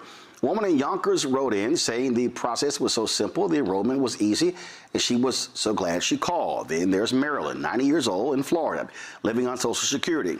Her premium climbed every single year north of $400 a month for coverage she could barely afford anymore. So what does she do? She called Chapter. They found her the same top-tier coverage for hundreds of dollars less. 90 years old, and finally somebody in her corner. I hear stories like that again and again from our community. The Medicare system was not built to work for you. Too much fine print, too many plans. Yet Chapter's advisors are independent and honest, the only Medicare advisors that compare every plan nationwide.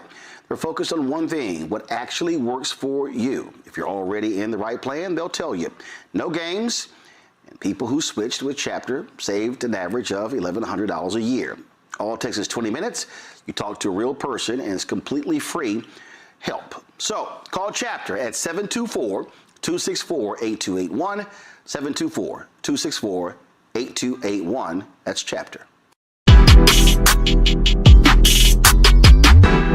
Because when you think about working with young people, whether it's in Northeast Portland or whether it's in East Cleveland or whether it's in East St. Louis, our babies are very clear about what they need if you're listening. And so I'm curious, when you think about these young brothers who you engage, whether it's through the school system, whether it's through just being in the community, when you think about young men, what are you hearing them say they need? Even if it's unsophisticated, right? Because a lot of times you got to really listen to our babies because they're not going to use the same vernacular that a sociologist or an anthropologist uses. They gonna talk the way they talk, and sometimes you have to be able to translate in order to really know what it is. But what do you hear young men in particular saying that they need? A lot of not only support, and when I say support, I want to be very intentional. When I say support, meaning checking up on them constantly, not just once in a while. Like some of them are needing daily check-ins every single day. Like, hey, I just need somebody to tap in with me. I just need somebody to help me with my homework. I just need somebody to help me figure this out over here, right? And also too, experiences. They are fiending for experiences. A lot of our young men don't even know what it is outside of just their neighborhood radius. Me being one of them, I didn't know unless I was exposed to people showing me different ways on how the world and just how big the world is. And so experiences, they are feeding for experiences. So for me, for example, like when I had my class with young men, like I would just simply, we would like walk around the neighborhood and we would just walk and talk.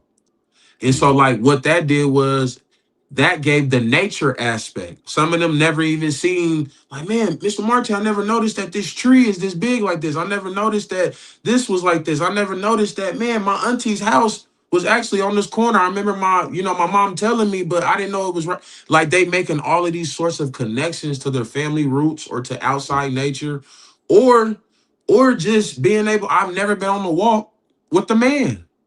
I've never been on the walk with a man. I've never been on the walk and talk with a man that's being intentional with what he's talking to me about, what he's asking me about.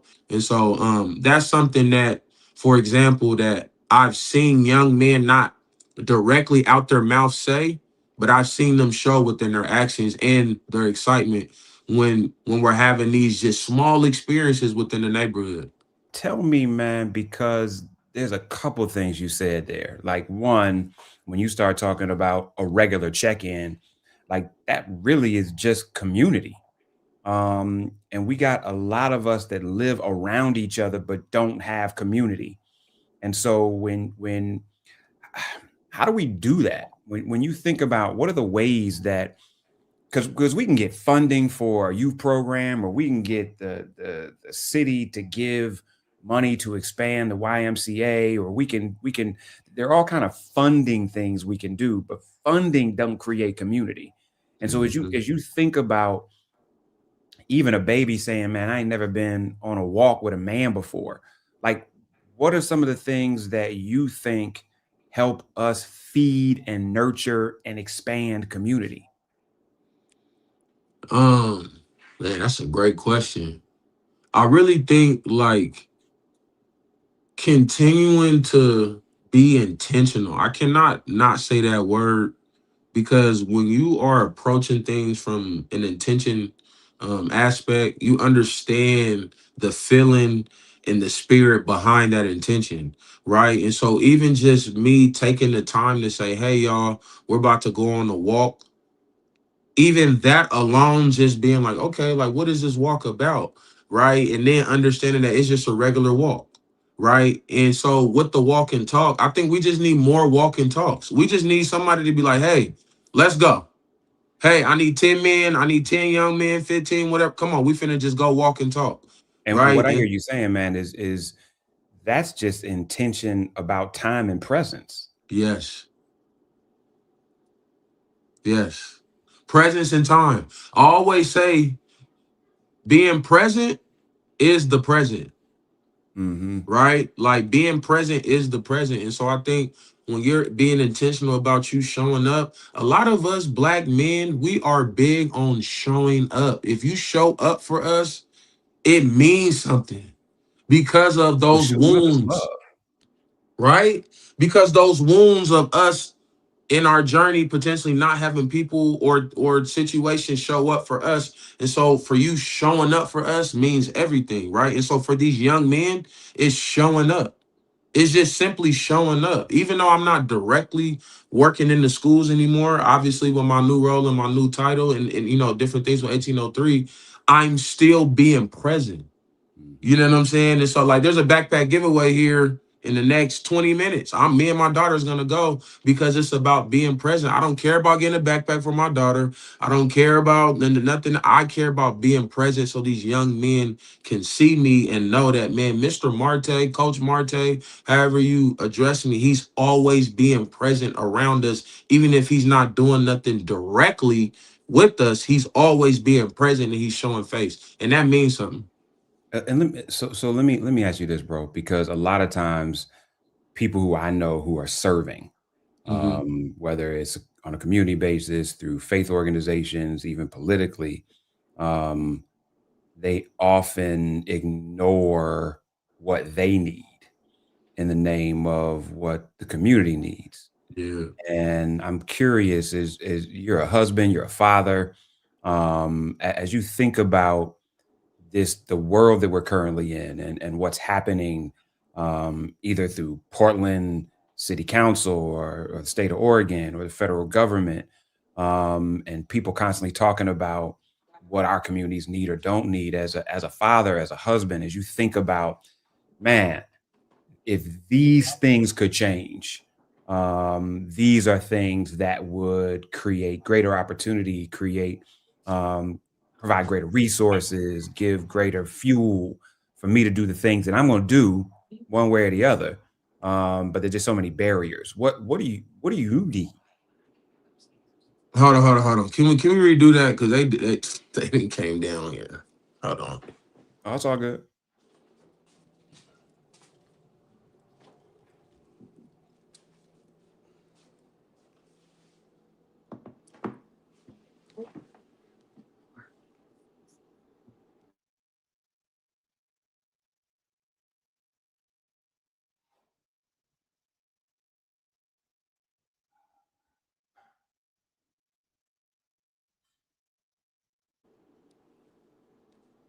Give me like 1 minute. My Yeah. fault, Jim. No, you good.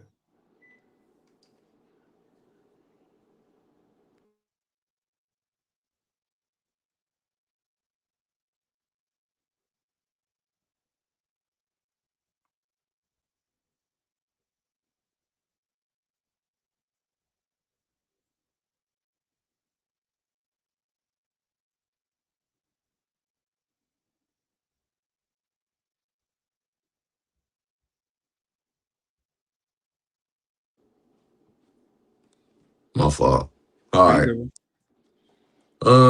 So your question was I'll start from the question. okay. Bet.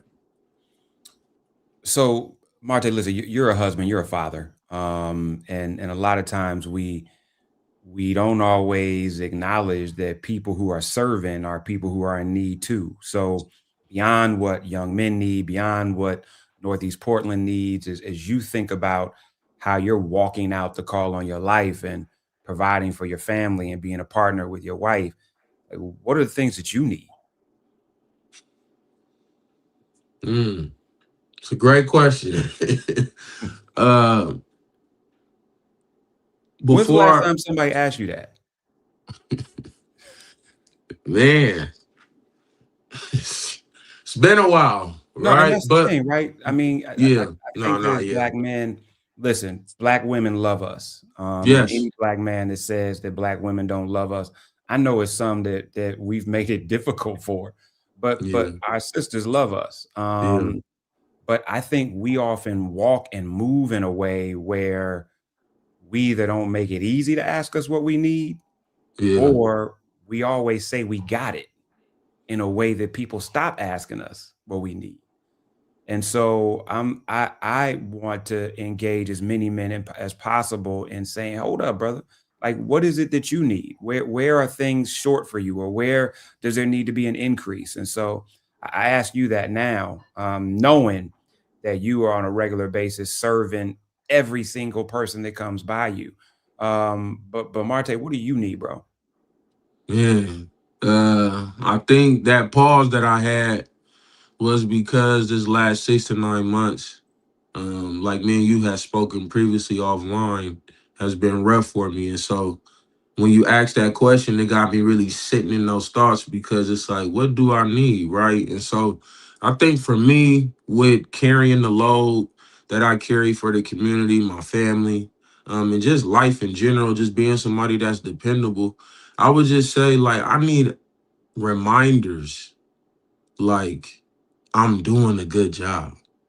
Like, I'm doing okay. Like, I'm exactly where I'm supposed to be. Um, some acknowledgement, like sometimes it's just acknowledgement, like, hey, bro, I see you. Hey man, I see the way you show up for your daughters. I see the way that you show up for your family. I see the way you show up for your community. I just want to say, man, like, I see you. I think just those words of affirmation, also too, showing up, for me is huge. So even if I call you or if I send a text, because it's hard for me to reach out, but if I reach out and and you pick up the phone or you respond to my text or you make time to, like, have time with me out, like face to face. Face to face action is critical for me. So I would just say a lot of words of affirmation, encouragement, and also too, like, face to face. Like, hey bro, let's go get lunch. Okay, so that's Yeah. that's literally crazy when you think about it, because you're not saying, the first thing you said was not, I need this bill, or I need this piece of legislation, or, or I need this new project. You were like, yo, I just want some people to see me. I just want some people to hear me. I just want some people to say, hey, bro, you're doing okay. And I think there's a lot of brothers that feel that way. And what it also says is that sometimes we keep, it's not to say that, there aren't things we need politically. We absolutely do. And it's not to say that we shouldn't be advocating for policies that protect us and create opportunity and advance things for us. But you said it once earlier, which is, these babies just want time and presence. And then you just said, bro, all I need is, yo, Marte, good job. I see you. I feel you. And that's community. And what's crazy sometimes is we'll invest more money in advocating for policy than we will in nurturing community.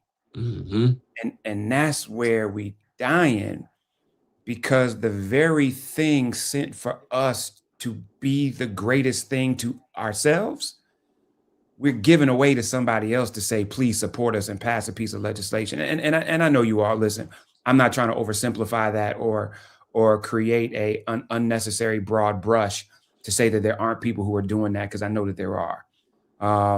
But man, if we did more of it, where would we be? Man, it's critical. I think for me, what I found myself in the last 6 to 9 months is being able to reach out to my OGs, to the homies, to the ones who I love, and being like, man, like, I need you. I just need to talk. Let's go to lunch. Let's go to dinner. And so just for me, that was a big, big step because I've never asked people for help. I've never Mm, went to somebody and was like, hey, I'm feeling like this. You know what I'm saying? And so I think with that comes with a lot, especially with, my name in the town, in the city. Like, everybody seen me grow up. I'm a real neighborhood baby. I'm a real neighborhood kid. Like, everybody seen grow up. And then now I'm in this line of or in this work of, education and restoration and facilitation and, like, all these different things that I'm involved in that requires who I am to my core. But then also those other pieces behind closed doors require the same amount, right? And so my family and different things like that, and it gets heavy. It gets heavy, and sometimes it's lonely, and it's a lonely road when you're the first to do something. mm-hmm. Mm-hmm. So before you get out of here, man, I think, this is called Unks and OGs, Unks and Nephews, excuse me. And I think a lot of times we don't have enough intergenerational conversation. And so what I would love to hear is I want you to do two things for me. The first is, what is a message that you think unks need to hear that you don't often think they hear, coming from your generation? We need you. We need your guidance. We need your stories. We need your trials, your tribulations, your successes, the things that your challenges. Like, we need all that for us to continue to push to where we want better for the future. Because somebody like me, I honor the wisdom of the OGs and the unks, man, because you guys have been through things that we haven't, or we don't have to go through if we just listen. We need that.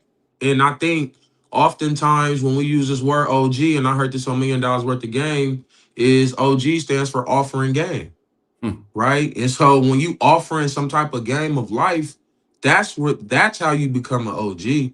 And so I think for me, like, we need that game.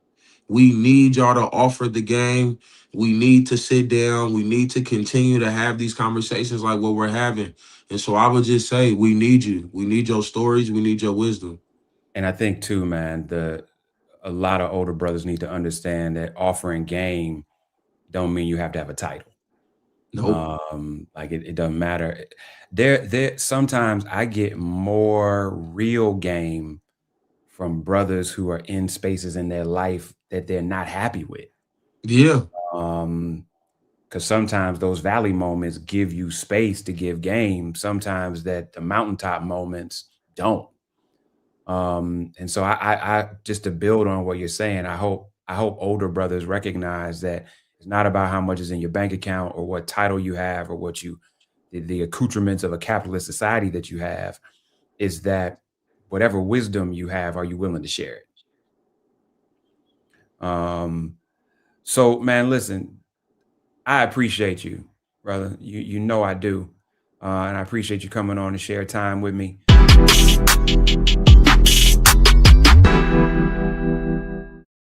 All right, folks, let me get personal for a second. My mom had questions about her Medicare, so she called Chapter, a Medicare advisory company, and she texted me right after saying it's a great benefit. It was easy. A real person walked her through the whole thing, and now she understands better what's going on. But it's not just her. A woman in Yonkers wrote in saying the process was so simple, the enrollment was easy, and she was so glad she called. Then there's Marilyn, 90 years old, in Florida, living on Social Security. Her premium climbed every single year north of $400 a month for coverage she could barely afford anymore. So what does she do? She called Chapter. They found her the same top-tier coverage for hundreds of dollars less. 90 years old, and finally somebody in her corner. I hear stories like that again and again from our community. The Medicare system was not built to work for you. Too much fine print, too many plans. Yet Chapter's advisors are independent and honest, the only Medicare advisors that compare every plan nationwide. They're focused on one thing, what actually works for you. If you're already in the right plan, they'll tell you. No games, and people who switched with Chapter saved an average of $1,100 a year. All it takes is 20 minutes.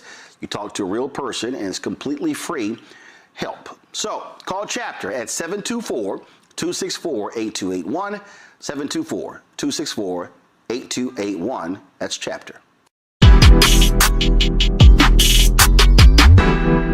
I'm a UK-born, Cleveland-raised citizen of Baltimore. I am a Ohio-born, Ohio-bred father of two, one brilliant 22-year-old engineer and one scholar athlete who's soon to be 12 years old.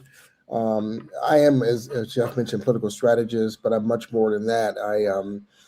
I'm one who cares a lot about my community, passionate, a guy who loves plan on with every encounter leaving people better than I found them, people and places better than I found. Hey, everybody, welcome back. This is The Cipher. And we call it that intentionally. This is not a panel. This is not a debate. We don't have people going against each other. This is a place where we vibe off of each other's conversation, where we hear each other, where we listen to each other, and hopefully where we learn and build with each other. And so this week I have Sean Tucker. He is a political strategist out of Toledo, Ohio. and Kermit Quinn, who is a performing artist out of Atlanta, Georgia. I want to ask you all, where is your faith lie? Do you have faith as you think about politics' ability to change things? And if you do have faith, where does that faith exist? I mean, is it federal level, is it state, local level? Where will you think about wanting to see those things happen? Who do you trust at this point to make them happen? Good question. I always say that, the pendulum always swings, both ways. And so, while this is a time where there's a lot of mistrust in the government, particularly at the federal level and even at the state level, like in Ohio, a lot of policies that have happened at the federal level, like the whole anti-DEI push, has trickled down to the state level here in Ohio, because you have a legislature that really mimics or mirrors, if you will, the federal control in the House and Senate. It's Republican-led or conservative-led, excuse me. And so, but I think that there's always hope that things will shift back in the other direction, right? And so, yeah, but does that, but so that's where your faith lies? No, definitely the faith doesn't lie on that, right? So it's for me, it's self-reliance, just making sure that, again, that I'm taking care of myself and taking care of my family, in terms of safety, in terms of economics. So no, I don't think we should ever consider relying or having faith in any forms of government, if you will, to make sure that all our needs are met. I mean, that's upon me as a man of my household and father of two. Kerm, what about you?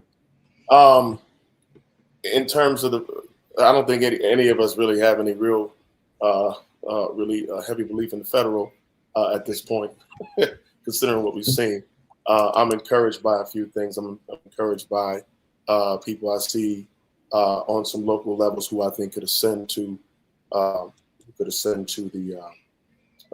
federal level.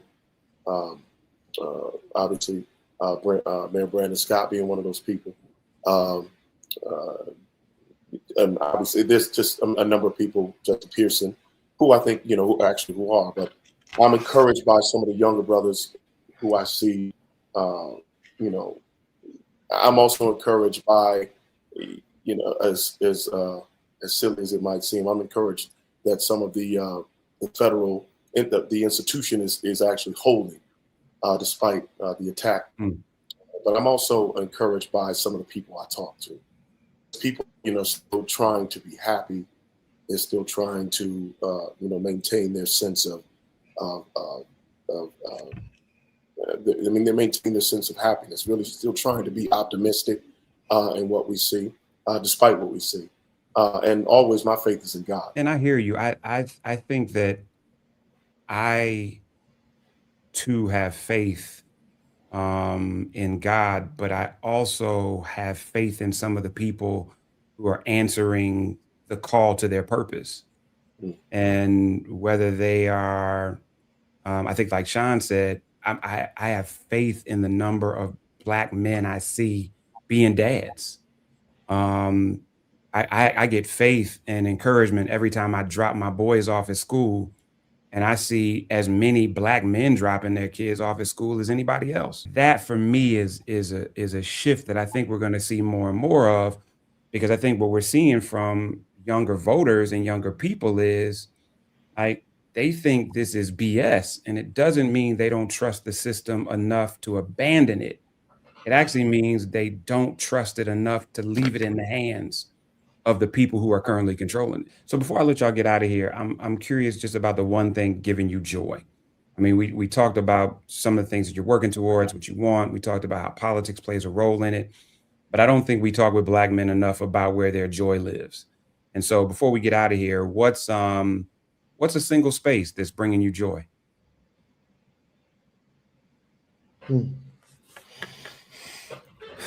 Wow. Damn, that hard? No. Conversation.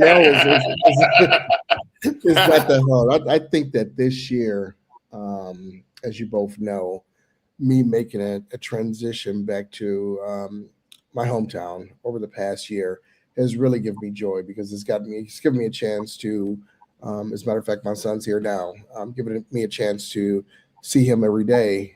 And so that's given me joy. What's also given me joy is for me to work in a space where I understand how to be at the top of my game, right? And what I mean by that, as I mentioned in my intro, just the whole neurodivergency thing, making sure that through therapy and meds and things like that, it's like, you know, a cloud or a curtains have been, lifted from over my eyes, and so it allows me to work in a scary fashion or operate at 110% as opposed to maybe 50%. And that gives me joy and that gives me hope. Excuse me. And it just allows me to be my best. And when I'm my best for myself, I'm my best for my children, and I'm my best for the community as well. Man, and I just appreciate the ease with which you're willing to talk about your own neurodivergency, not as a badge of honor or even as an overwhelming thing, but just as your truth, and what you've done. Man, I love if you up to it, man, get Theo on camera while Kerm is giving his Yeah. closing, because I need to ask Theo something. Kerm, what's bringing you joy? What gives me joy rather is this, is talking to my brothers and talking to people who don't live up to the stereotypes.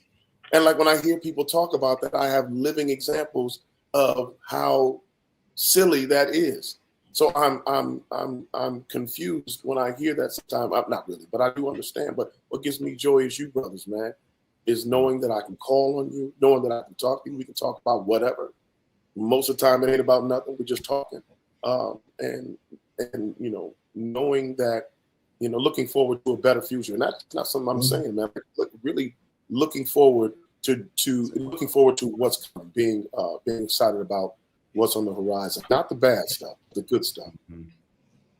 So one of the things that brings me joy is our kids. Yeah. And so Theo, lean in, man, because listen, what's up, man? How are you? What's happening with you? So Theo, can I ask you one question? Yes, sir. What is the thing that you love most about your dad? The thing that I love most about him is that he gives his all for my sister Kennedy and me. He puts his neck out for us. He'll do anything to help us or defend us. Man, and this was not scripted. Theo, man, I love you, bro. I'm so excited for your beginning in football, for the new year that's about to start. But I think what this show is about and what I'm most excited about, Sean, is you and Theo and how you all are tapped in and listening to your son talk about you, with the same level of excitement that you talk about him. That's what love is, man. And so we're going to end on that, because that's really why this show is being started, because at the end of the day, we can't talk more about politics than we do about how much we need each other. And this is an example of that. So Kerm, Sean, and Theo, thank y'all for being a part of this first show. You all, this is the end of our first episode. No Translation was created as a love letter to Black men, that we would be able to understand our brothers before we talk about why we turn out to the polls. And so thank you to Sean and Kermit. Thank you to my brother, Marc Lamont Hill. Thank you again to Jamartae. But more importantly, thank you to you for being willing to watch this show and hopefully support this show. This close is normally going to be a time where I celebrate an organization or a brother who's doing amazing work in our community for Black men and for us. But right now it is a request. What's going to make this show great is that we're able to show and highlight as many voices of as many different brothers as possible. And the only way I can do that is with you. I won't be able to get every brother on, but let me know who we should be talking to. The only thing I ask is that, number one, you can speak to the work that they do.